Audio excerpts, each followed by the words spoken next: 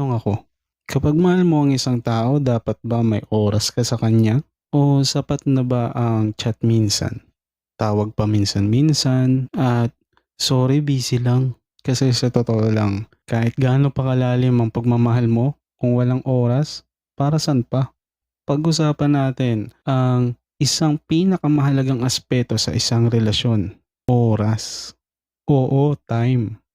Hindi pera, hindi gifts, hindi pa sweet kundi oras. Dahil ang pagmamahal hindi lang sinasabi.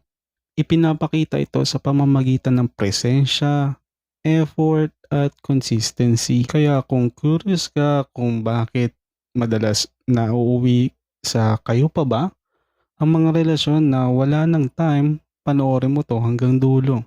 Ano ba ang time sa relasyon? Time sa relasyon ay hindi lang basta physical presence, hindi lang yung kasama mo siya. Ito yung intentional time. Oras na inilaan mo kahit pagod ka, kahit busy ka. Kasi gusto mong iparamdam sa partner mo na importante siya. Sa panahon ngayon, lahat busy. Ang oras ang pinakamahal na bagay na maibibigay mo. Bakit kailangan ng time? Number 1, para mapanatili ang connection. Kapag palagi kayong nag-uusap o nagkikita, mas napapalalim ang bond. Number 2, para maparamdam ang pagmamahal. Actions speak louder than words. Ang pagkakaroon ng time ay isa sa pinakatunay na expression ng love. Number 3, para maiwasan ng selos at doubt. Kapag kulang sa time, doon pumapasok yung mga tanong na, mahal pa ba ako nito? May iba na kaya siya? Number 4 ay para maipakita ang commitment. Ang paglalaan ng oras ay proof na seryoso ka. Mga karaniwang tanong at real talk na sagot. Normal lang ba na wala siyang time? Normal lang. Minsan. Lahat tayo busy. Pero kung palagi na lang at hindi na siya nag-e-effort maglaan ng kahit kaunting oras, may problema na. Sapat na ba ang chat lang o call? Depende sa sitwasyon.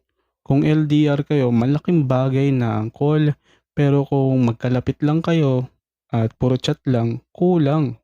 Paano kung sobrang mahal mo siya pero sobrang busy ka talaga? Hindi excuse ang pagiging busy. Kahit 10 minutes ng quality time, kung galing sa puso, sapat na. Share ko lang yung experience ng kaibigan ko.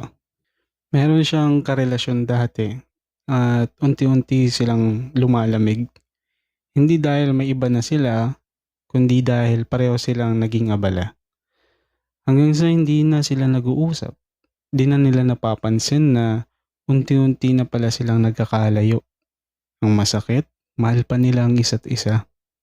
Pero wala na silang oras. Doon lang na-realize ng kaibigan ko na di lang sapat ang love kung wala kang time para ipaglaban at alagaan yun. Bigyan kita ng advice. Gawin mong priority ang relasyon mo. Kung mahal mo, gagawan mo ng paraan.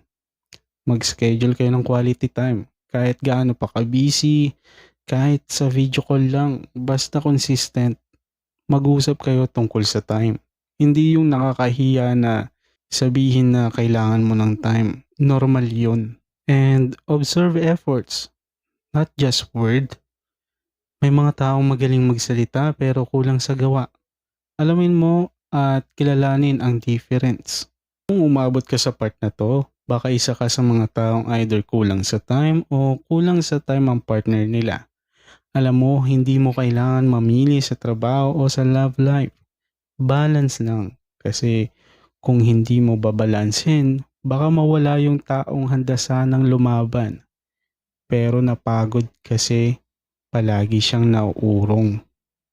Kaya ang tanong ko sa iyo ngayon, gaano kakadalas maglaan ng time sa taong mahal mo? At kung hindi mo pa yun nagagawa, baka ngayon na ang tamang panahon para simulan. Kung may natutunan ka sa video na to, huwag kalimutang i-like, mag-comment at mag-follow o subscribe para sa mas marami pang real talk content na siguradong makakatulong sa'yo.